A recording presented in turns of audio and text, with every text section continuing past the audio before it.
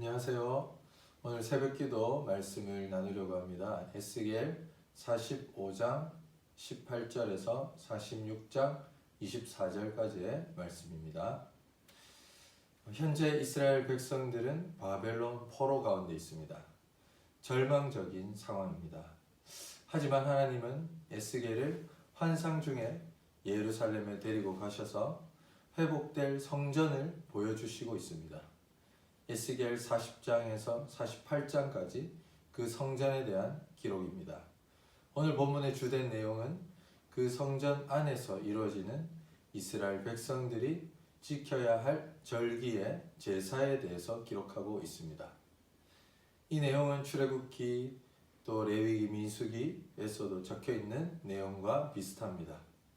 하나님이 이스라엘 백성들에게 하나님의 백성으로서 지켜야 할 율법 중 어떻게 하나님께 제사를 드려야 하는지에 대해서 가르쳐 주신 것입니다.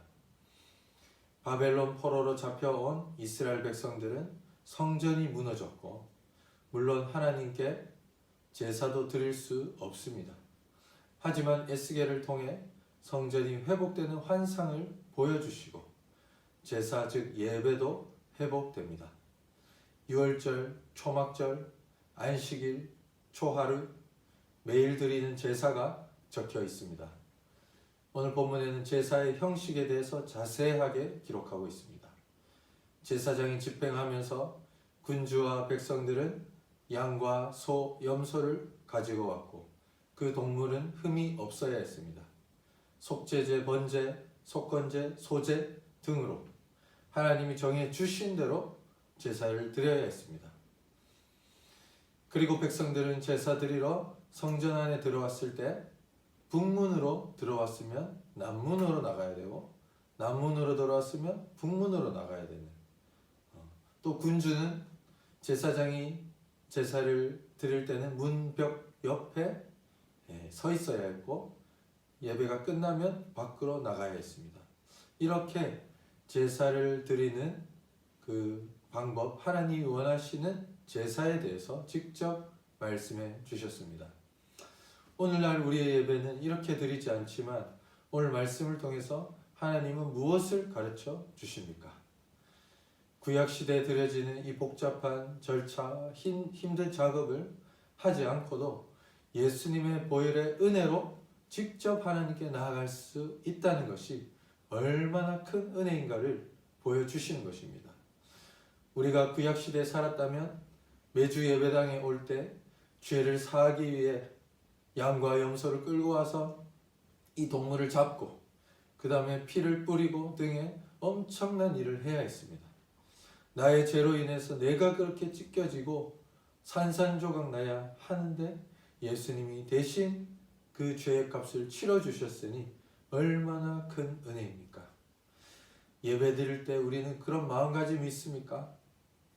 예배는 영어로 서비스, 섬김입니다. 하나님을 섬기는 것입니다.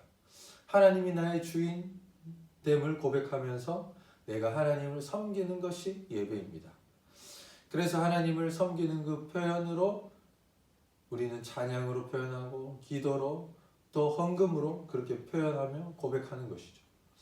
우리는 하나님이 기뻐하시는 예배를 드려야 할 줄 믿습니다. 그렇다면 하나님이 기뻐하시는 예배는 어떻게 드리는 것인가? 세 가지를 말씀드리겠습니다. 첫째는 영과 진리로 예배하는 것입니다. 요한복음 4장 24절에 영과 진리로 예배할 자를 찾는다고 하셨습니다. 영, 즉 성령님이죠. 성령님과 함께 성령님에 의해서 성령님께 의지하면서 예배 드리는 것입니다. 예배는 사람 보러 온 것이 아닙니다.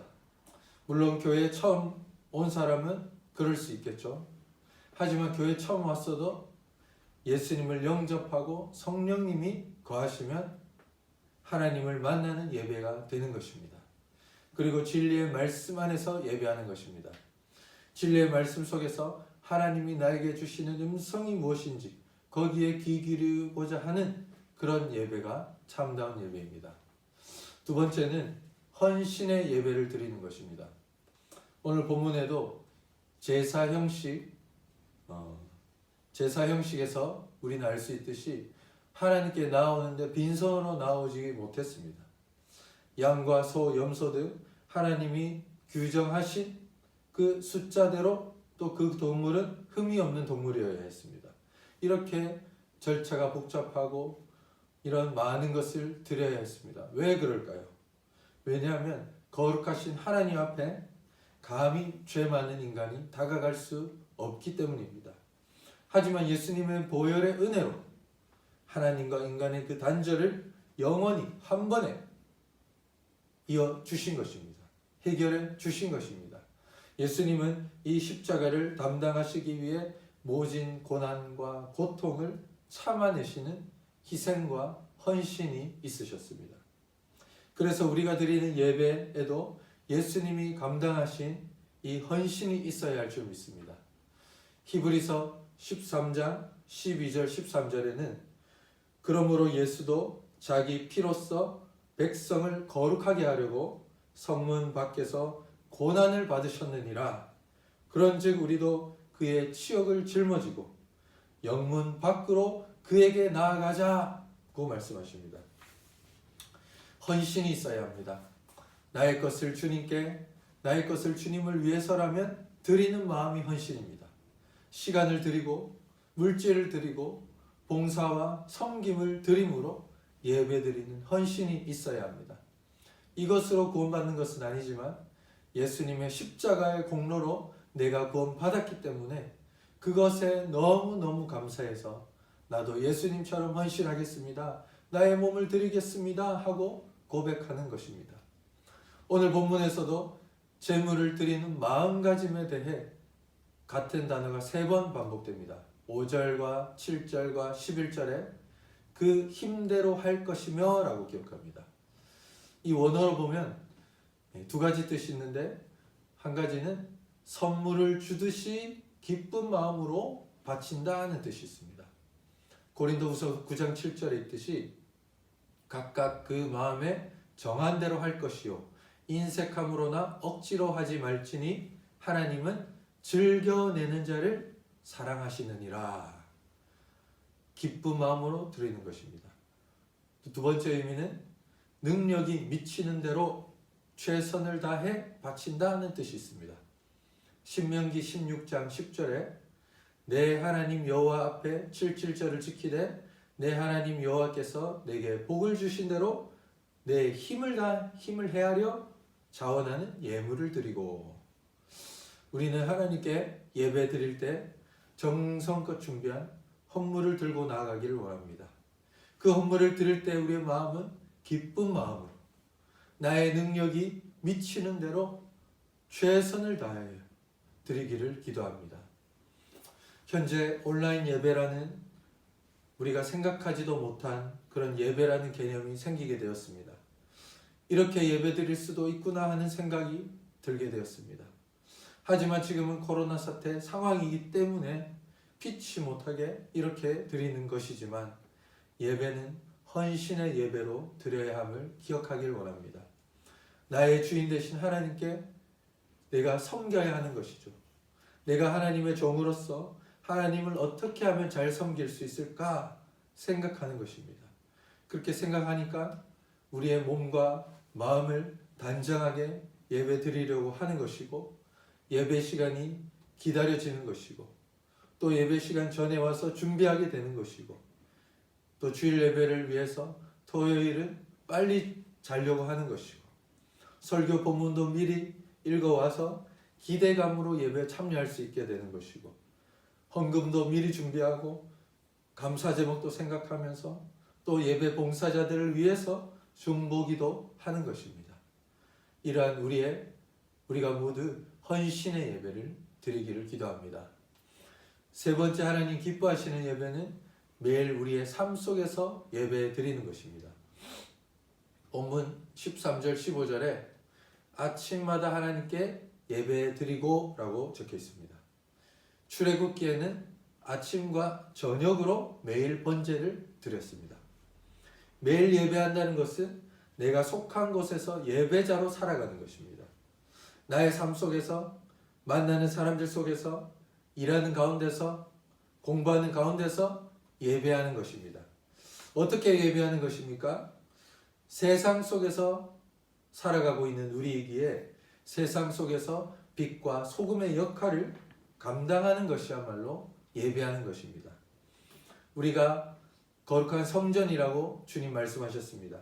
내가 있는 곳에서, 내가 속한 곳에서 거룩하신 성전으로서 하나님을 나타내는 것, 세상과는 구별된 자로 살아가는 것이 매일매일 나의 삶 속에서 예배드리는 자세입니다. 다니엘은 바벨론의 포로로 끌려간 상황 속에서도 하나님의 거룩한 뜻을 붙잡았습니다. 바벨론에서는 바벨론 왕만이 하나님이다라는 그런 상황이었습니다. 그렇게 하지 않으면 죽임을 당할 수도 있습니다. 하지만 다니엘은 여호와 하나님을 믿는 신앙을 끝까지 붙잡고 하루 3번 기도했습니다. 결국 다니엘을 통해 바벨론 왕도 하나님을 알게 되었습니다. 코로나로 인해 일상이 깨어진 이 시기에 나의 삶 속에서 어떤 예배를 드려야 할까요? 사회적 거리두기로 인해 서로 멀어지기 쉬운 이때에 형제 자매들을 돌아보며 기도하고 또 안부를 물으며 마음의 거리는 좁히는 것입니다. 또한 여유가 생긴 시간에는 개인 말씀 묵상 시간을 늘리거나 성경 통독을 한다든지 묵상한 말씀을 주위 사람들과 나눈다든지 하는 것도 좋겠습니다. 가족과 함께 있는 시간이 늘어났는데 가정 예배를 드린다든지 또 가족을 위해 섬기는 시간으로 드린다든지 그렇게 생각하면 좋겠습니다.